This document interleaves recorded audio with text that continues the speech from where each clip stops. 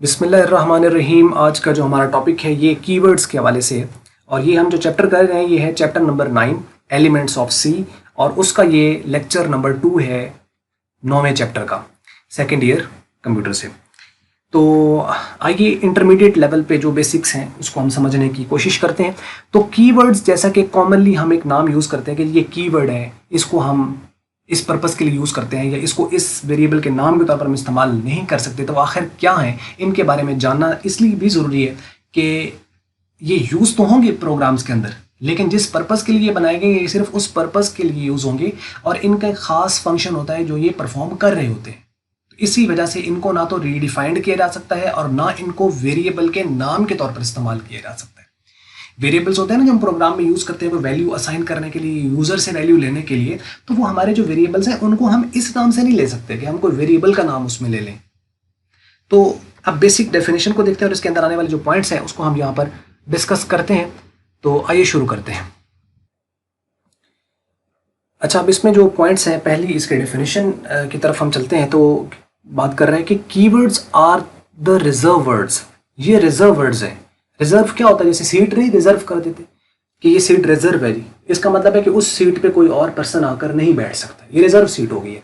इसी तरह ये रिजर्व वर्ड्स हैं, मतलब इन वर्ड्स को, इसके जो अल्फाज हैं उसको किसी और पर्पस के लिए आप इस्तेमाल नहीं कर सकते।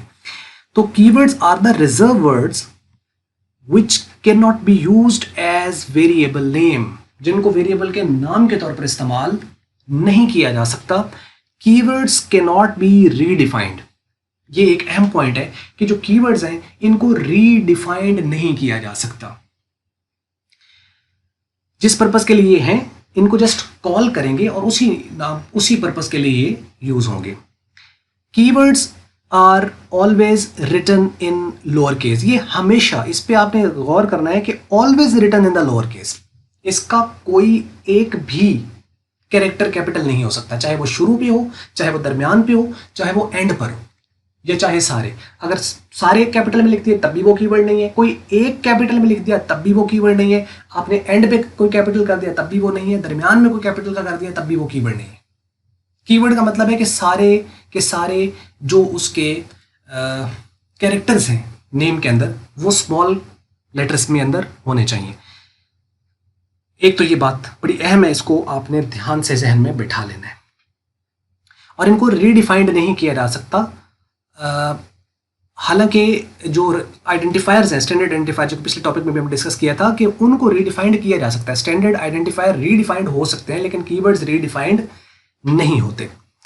You would probably be surprise to know that int, जो कि INT स्मॉल में है, small i small n small t is a keyword. Obviously int एक कीवर्ड है जो कि इंटीजर डेटा टाइप है, उसके लिए हम इसको यूज करते हैं, but INT is not a keyword. अब ये बड़ी अजीब सी बात है जो कि शायद ही कोई बताया आपको, लेकिन ये बात है सच कि INT जो कि कैपिटल में लिखा हुआ है ये एक कीवर्ड नहीं है। क्यों? क्योंकि बेसिक क्या डेफिनेशन है कि इनको वेरिएबल के नाम के तौर पर आप इस्तेमाल नहीं कर सकते और आप इसको वेरिएबल के नाम के तौर पर इस्तेमाल कर सकते हो, कोई एरर नहीं आएगा।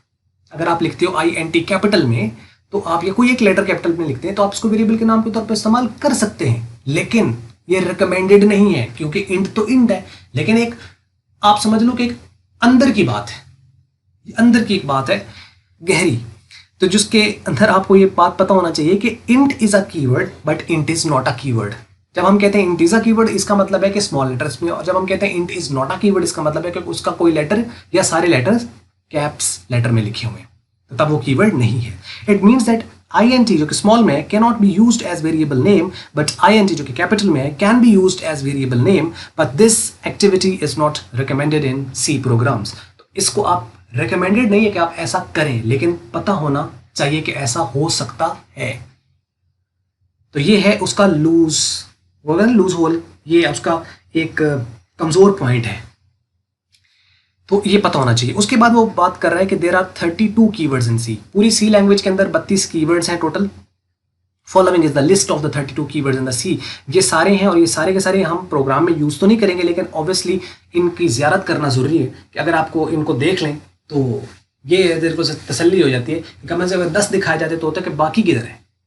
या 30 भी दिखाया जाए तो बाकी 2 किधर हैं, तो ये सारे दिखा दिए ताकि ज़रा दिल तसल्ली में आ जाए कि हाँ अच्छा यही कुछ है। लेकिन क्या हम ये सारे यूज़ करेंगे अपने सी प्रोग्राम के अंदर? कोई भी यूज़ नहीं करता। कुछ रिक्वायरमेंट ना, जैसे आप यूज़ क्या कर रहे हैं, प्रोग्राम किस नेचर का बना रहे हो, जिस तरह का प्रोग्राम होगा उसके अकॉर्डिंग आप इनमें से यूज़ कर रहे होगे, लेकिन है सारे के सारे यही। अब इसमें जो मोस्ट कॉमनली यूज़ होंगे हमारे इस सेकेंड ईयर इंटरमीडिएट लेवल पर, वो मैं आपको बता देता हूँ, लेकिन ओवरऑल आप इसमें देख लीजिए।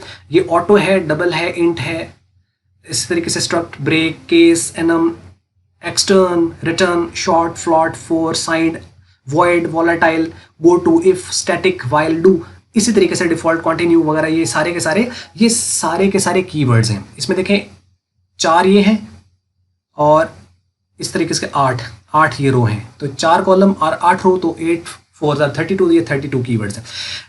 अब इसमें से जो ज़्यादा हम अपने प्रोग्राम में यूज़ कर रहे होंगे उसमें ये कहीं यूज़ होगा, उसके बाद ये बहुत कॉमनली यूज़ होगा इंट, एल्स ये यूज़ होगा, ब्रेक ये हम यूज़ करेंगे, लॉन्ग ये यूज़ होगा, स्विच ये एक पूरी स्टेटमेंट है उसके अंदर ये यूज़ होता है, केस इसी स्विच के अंदर हम यूज़ करेंगे, और भी इसके बहुत जगह पे यूजेस हैं। उसके अलावा आपके रिटर्न ये यूज़ होगा, उसके बाद 4 ये कैरेक्टर डेटा टाइप के लिए होती है, ये हम यूज़ करेंगे।